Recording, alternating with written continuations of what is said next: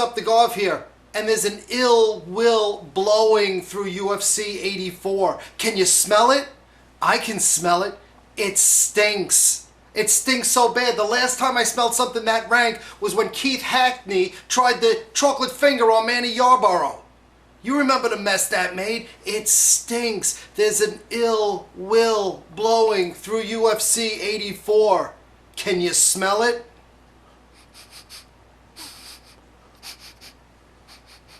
The ill will starts with the Tito Ortiz-Lyoto Machida fight.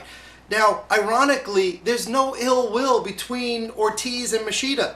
Okay, these are two guys just who are going to fight each other. The ill will is between Tito Ortiz and Dana White. Now, you know that Dana White is desperate to have Tito lose his fight and look bad in the process. And you know that this is going to bring out Tito's A game. Tito is going to be looking to take Machida down, to keep him down, to pound him out. But Tito's got to watch out for one thing. Lyoto can hit, and he's got that nasty straight left. UFC 84, ill will.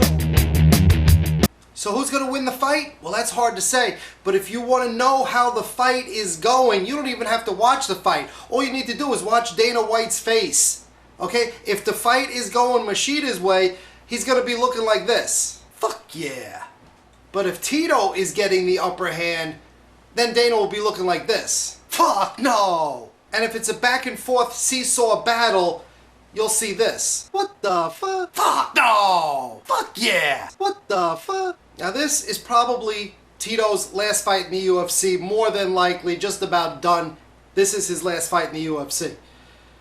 And Tito knows that if he can go out with a victory, it'll be one last way for him to stick it to Dana White. Alright, and I tell you something, a lot of people talk about Tito having a big head now. If he wins this fight, he's going to have an even bigger head.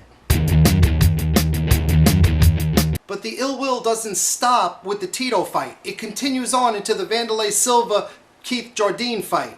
Now Jardine already beat Chuck Liddell, who beat Silva, and you know he'd love to add another high-profile name to his resume. But Wanderlei Silva's got other ideas. Silva knows that Keith Jardine is a techno-Viking with a huge following overseas. But he doesn't care about that, because Wanderlei is not some drugged-out techno fan who's running around bumping into people. Okay? Wanderlei is an axe murderer, and he's going right after the techno-Viking. And he's going to put such a hurting on Keith Jardine that Jardine is going to feel like he just popped about a dozen ecstasy pills and he's back in Germany leading a techno parade.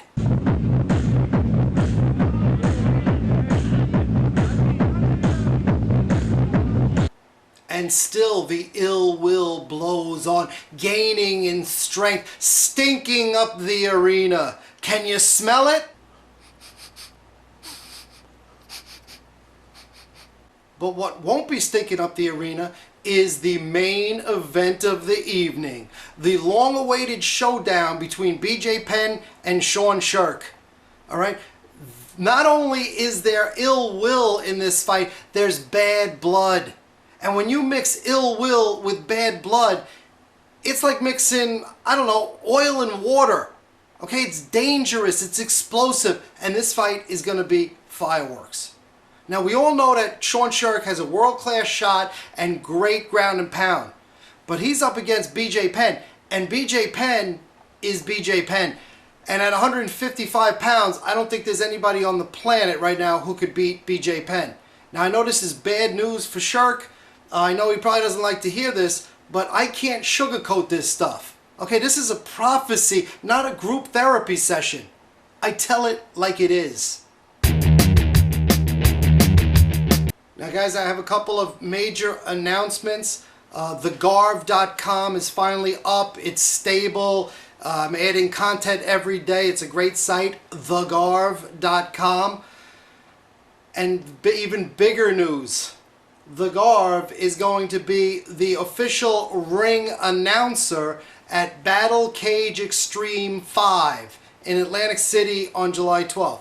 That's right, you heard me right, the ring announcer. And you can look for more details where? On TheGARV.com.